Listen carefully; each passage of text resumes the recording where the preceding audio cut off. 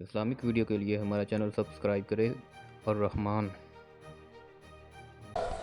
حضرت حسن بصری رضی اللہ تعالیٰ عنہ فرماتے ہیں اپنی توبہ کا واقعہ فرماتے ہیں کہ میں امیر کبیر شخص تھا اور بصرہ کے بازاروں کے اندر دکھی پریشان لوگوں کی مدد کے لیے بھی نکلتا تھا۔ ایک دن میں بازار میں جا رہا تھا کہ ایک خاتون مجھ کو نظر آئی، اتنی خوبصورت جیسے چاند کا ٹکڑا ہو۔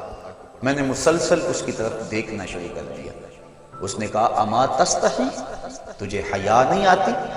مجھے دیکھے جا رہے کہتے ہیں میں نے کہا ممن، کس سے حیا ہے؟ تو اس عورت نے کہا فمن یعلم خائنۃ الاعین وما تخفی الصدور، اس سے حیا کرو جو دلوں کے بھید جانتا ہے، جو آنکھوں کی خیانت کو جانتا ہے، اس سے حیا کرو۔ کہتے ہیں یہ بات تو بہت بڑی تھی، لیکن اس کا حسن ایسا تھا کہ مجھے اس کے باوجود اس کی طرف رغبت رہی اور میں مسلسل اس کو دیکھتا رہا۔ اس نے پھر مجھے کہا کہ کیا معاملہ ہے کہ تم میری طرف دیکھنا چھوڑتے نہیں ہو، کون سی چیز پسند آئی؟ تو کہتے ہیں میں نے اس کو کہا کہ تیری جھیل سی آنکھوں میں ڈوبنا چاہتا ہوں اور یہ میرے لیے ایک باعث کشش ہے۔ اس نے کہا تم رکو، شاید تمہارا مطلوب پورا ہو جائے۔ میں وہاں رکا اور وہ اپنے گھر چلی گئی۔ تھوڑی دیر کے بعد اس کی خادمہ تشت کے اوپر کپڑا ڈالا ہوا ہے اور میرے طرف بڑھایا۔ کہتے ہیں میں نے جب کپڑا اٹھایا تو اس کے اندر اس کی دو آنکھیں تھیں اور اس کے اوپر لکھا ہوا تھا کاغذ کے ٹکڑے پہ لا ارید عینا یفتتن بسببها احد، میں ان آنکھوں کو رکھنا ہی نہیں چاہتی جس کی سبب سے ایک مومن فتنے میں پڑ جائے۔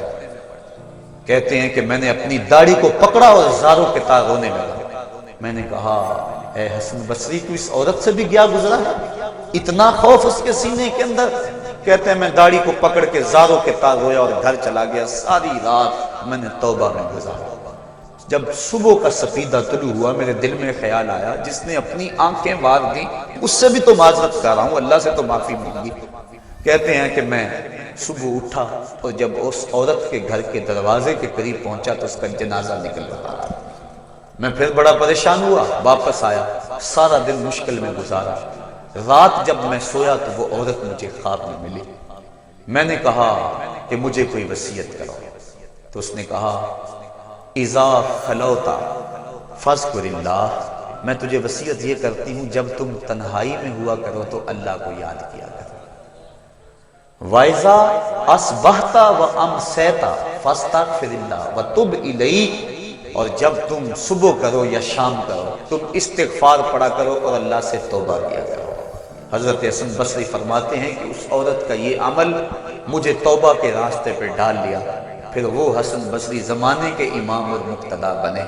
تو انسان جب عبرت حاصل کرنے پہ آتا ہے تو ایسے اسباب اس کے لیے مہیا ہو جاتے ہیں، توبہ کرنے میں دیر نہیں کرنی چاہیے۔ بعض بات بندہ سوچتا ہے کہ ابھی میرے بڑے کام پڑے ہوئے ہیں، جب میں بوڑھا ہوں گا میں ریٹائرمنٹ لے لوں، میں بچوں کی شادیاں کر لوں، بس پھر فراغت ہو جائے گی، بچے کاروبار سنبھال لیں گے، پھر میں ہوں گا، مسجد ہوگی۔ یہ ایسا بندہ کہہ رہا ہے جس کی ملک ایک سانس بھی نہیں ہے، جو ایک سانس کا بھی مختار نہیں ہے، اور ایسے بات کر رہا ہے جس طرح سب کچھ اس کے قبضے میں ہو۔ تو توبہ کے اندر تاخیر نہیں کرنی چاہیے۔ بنی اسرائیل کے اس شخص کا واقعہ آپ کو پہلے بھی شاید میں نے کسی مجلس کے اندر عرض کیا تھا کہ جس کو طول عمل نے برباد کر دیا، اس کی نیکیوں کی وجہ سے اس کو خبر پہنچی کہ اس کی عمر 1000 سال ہے، تو اس نے کہا جب میری عمر اتنی لمبی ہے تو پھر میں عبادت کی بھٹی کے اندر کیوں جلتا رہوں؟ میں 900 سال گناہ کر لیتا ہوں اور 100 سال قبل توبہ کر لوں گا اور گناہوں کی معافی چاہوں گا۔ 900 سال گناہ کرتا رہا، 100 سال جب باقی رہا خیال آیا، پھر سوچا ابھی بڑا وقت پڑا ہوا ہے، میں 90 سال مزید گناہ کر لیتا ہوں، 10 سال قبل میں جو ہے وہ توبہ کر لوں گا۔ 10 سال رہ گئے، پھر خیال آیا 9 سال گناہ کر لیتا ہوں، 1 سال قبل توبہ کر لوں۔ جب 1 سال رہ گیا پھر توبہ کی سوچ آئی تو کہنے لگا 12 ماہ ہوتے ہیں سال کے، میں 11 ماہ تک گناہ کر لیتا ہوں، 1 ماہ قبل میں توبہ کر لوں گا۔ پھر 1 ماہ بھی گزرا، ہفتے تک بات پہنچی، حتیٰ کہ 1 دن رہ گیا، اور پھر وہ کہتا تھا بھی فلاں فلاں گناہ میرا رہتا ہے وہ میں کر لوں۔ ایسی لت پڑ گئی تھی گناہوں کہ بنی اسرائیل کا وہ شخص کہ جو اس انتظار میں تھا کہ بس یہ گناہ کر لوں اور یہ گناہ کر لوں پھر توبہ کر لوں گا، اچانک موت آئی اور موت نے اس کو دبوچ لیا اور وہ توبہ کے بغیر مر گیا۔ تو طول عمل، لمبی امید کہ ابھی وقت میرا بڑا پڑا ہوا ہے، پہلے تو پتہ ہی نہیں ہے کہ وقت موجود بھی ہے یا کہ نہیں، اگلی سانس آئے گی یا کہ نہیں، دوسری بات جو کیفیت اب ہے پتہ نہیں آگے ہو یا نہ ہو۔ شیطان کو جتنی مہلت دو گے، جتنی بیماری گھر کر جائے گی، اس قدر ہی اس کا ختم ہونا مشکل ہے۔ اس لیے جب گناہ کرے تو فوراً توبہ کر لے، گناہ مٹ جاتا ہے۔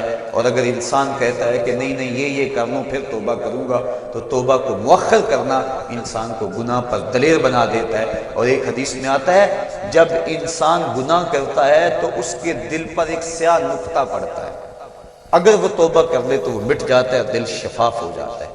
لیکن اگر وہ توبہ نہ کرے پھر دوبارہ گناہ کرے تو دل پر ایک اور سیاہ نقطہ پڑ جاتا ہے، پھر وہ گناہ کرتا رہتا ہے اور دل کے اوپر سیاہی پھیلتی رہتی ہے، حتیٰ کہ ایک دن آتا ہے کہ پورا دل اس سیاہی کی لپیٹ میں آ جاتا ہے، اور جب پورا دل سیاہ ہو جائے پھر گناہ کر کے بھی اس کو ندامت اور شرمندگی نہیں ہوتی۔ مومن تو جب گناہ کر بیٹھتا ہے تو محسوس کرتا ہے جس طرح پہاڑ کے نیچے آ گیا، ابھی گر جائے گا اور مجھے کچل دے گا۔ اور منافق یہ سمجھتا ہے گناہ کرنے کے بعد کہ بدن پہ مکھی بیٹھی تھی، ہلکے سے اشارے سے میں نے اس کو اڑا دیا، وہ مکھی کے بیٹھنے جیسی کیفیت کا احساس کرتا ہے منافق۔ تو جب دل سیاہ ہو جائے تو بندہ گناہ پہ گناہ کرتا ہے، زندگی گناہوں سے لتھڑی ہوئی گزرتی ہے، لیکن توفیق توبہ نہیں ملتی۔ صاحبو، زندگی بیت رہی ہے، ایک ایک لمحہ کٹ رہا ہے، ہم لمحہ لمحہ موت کے قریب ہو رہے ہیں، ہم سمجھتے ہیں ہم بڑے ہو رہے ہیں لیکن نہیں، ہم چھوٹے ہو رہے ہیں۔ جب گنتی الٹی شروع ہو جائے کام جلدی زیرو تک پہنچ جاتا ہے، سانسوں کی الٹی گنتی شروع ہے اور ہم لمحہ لمحہ قریب ہو رہے ہیں۔ رمضان کا موسم ہے، جمعۃ المبارک کا یوم سعید ہے، سہانی گھڑیاں ہیں، امٹتی ہوئی رحمتوں کی برسات ہے۔ فرمایا حدیث میں کہ ایک ساتھ جمعۃ المبارک میں ایسی ہوتی ہے جس میں جو دعا مانگو اللہ اسے قبول فرما لیتا ہے۔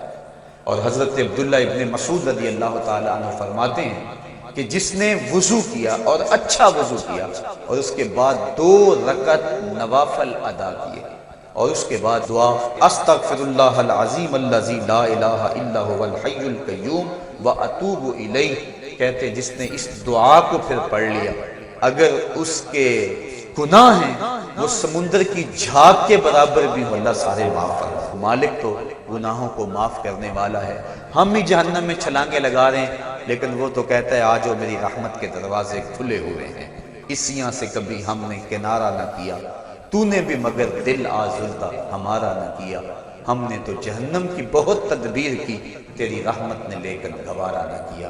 اس کی رحمتیں بندے کو آوازیں دے رہی ہیں، یا ایھا الانسان ما غرک بربک الکریم، اے انسان تجھے کریم رب کے دروازے سے کس نے ہٹا دیا؟ الذی خلقک فسواک فعدلک فی ای صورت ما شاء رکبک، جس نے تجھے پیدا کیا، جس نے تجھے تخلیق کیا، تجھے حسن اور جوانی دی، تیرے اعضاء کو توازن اور اعتدال دیا۔